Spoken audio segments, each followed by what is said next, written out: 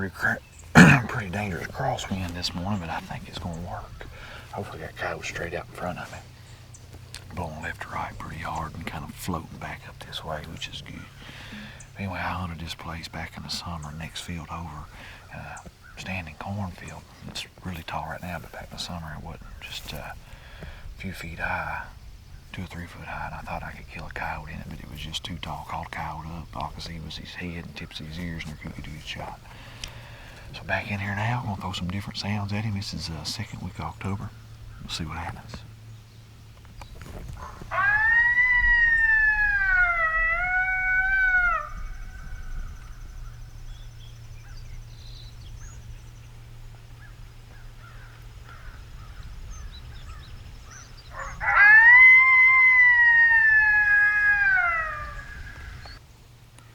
Actually called one up to rabbits the other day, so I'm gonna throw a little bit of Mr. McCocktail out there. We just played some young coyote house, played about 5 of them. Waited a couple minutes, now we're gonna throw some rabbit in there. Starting off at half volume, 50%, right on the number 20 mark on this X24.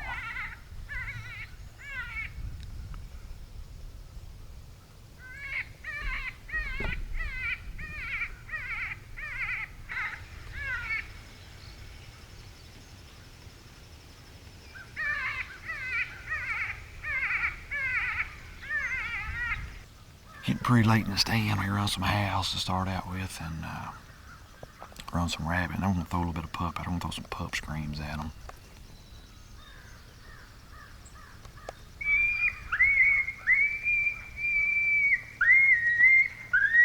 Just a few bursts of that.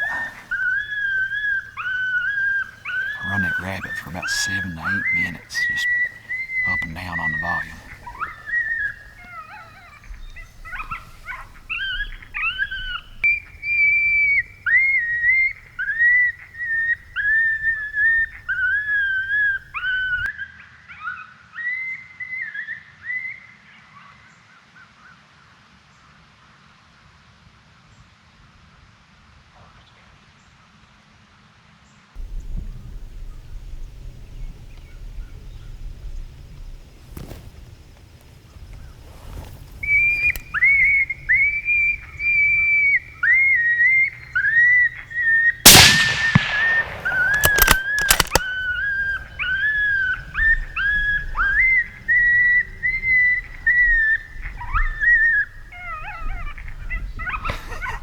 Yes!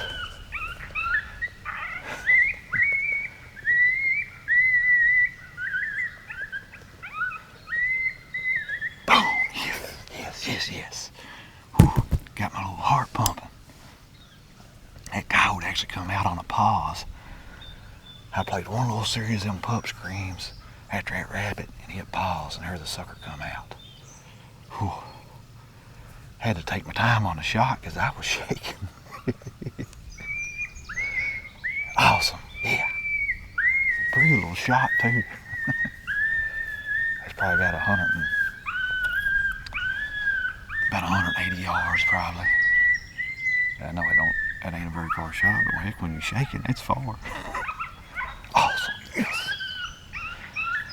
Self-film coyote hunting, second week of October, right here in the middle of the bluegrass, daytime hunting. I love it, yes. Well, it looks like I got my coyote called up and killed at the right time. Farmer just showed up on the other side of the hill over there. He's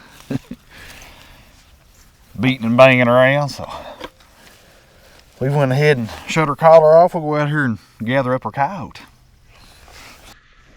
This is an absolute beautiful morning to be out here calling coyotes, and like I said, I actually called this place about 2 months ago, but I called it up here in another field. Turn this around to show you. I actually called it right across this holler here up on top of that other ridge, and it's a standing cornfield now, which of course is too tall to call, but figure it's time to come back here and give them another try. I'm right here next to it, here with the nice little crosswind blowing right back up here towards the head of this holler. Hunting this pasture field, man, it worked. Got the X24 sitting out here. It has become my go-to unit, the Fox Pro X24. It is quickly becoming my new favorite call of all time. I've run the CS24C for a long time, and this right here is starting to surpass it. Should be getting close down here to where my coyote was at, and I've noticed as I'm walking, it's a good thing. I mentioned the farmers up here beating and banging, but right here's a coyote. But my wind's actually starting to shift too, so this stand worked out just right, just when it needed to. But yeah, right here's a coyote. Looky here, looky here. Man, I love walking up on these jokers, seeing what we got.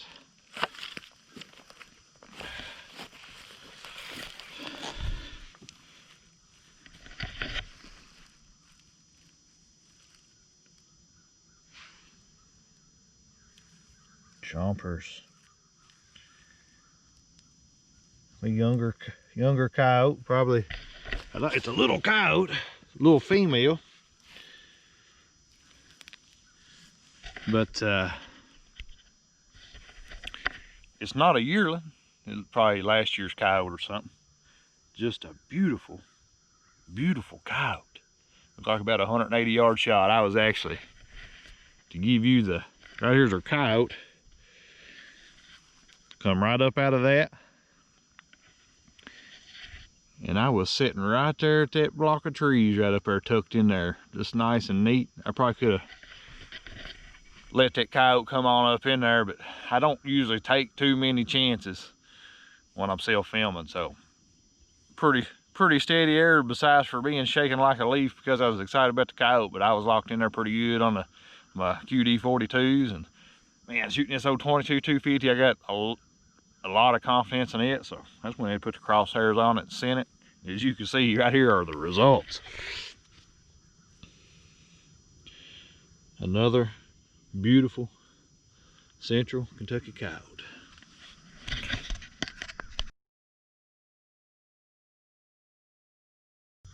Here we are, absolute gorgeous October morning here in Central Kentucky. I tell you what, October is one of my favorite months to call coyotes. They're responding to a lot of sounds this time of year. Still coming good to howls, the pup stuff's working really well, and all your prey distress sounds starting to work. We actually run some rapid distress on this stand right here. We actually started the stand off with young coyote howls. Run about 5 howls and waited just a few minutes, and then went right into Mr. McCottontail. Probably run Mr. McCottontail for probably 7 or 8 minutes. Run it for a pretty good length of time, but we were fluctuating our volume. Started out about 50%, we'd actually ramp it all the way up to about 80%, then bring it right back down. After that, we started playing short series of coyote pup screams. I would run it for probably about 45 seconds, and then I would pause it for probably 10 to 15 seconds, and then start it right back up again. And this little female coyote actually come out on one of the pauses. Come down here and give us about a 180-yard shot. I had turned pup screams back on to keep her attention. Sent one down here with 022-250. Coyote down. Thanks for joining us on Tooth and Claw TV.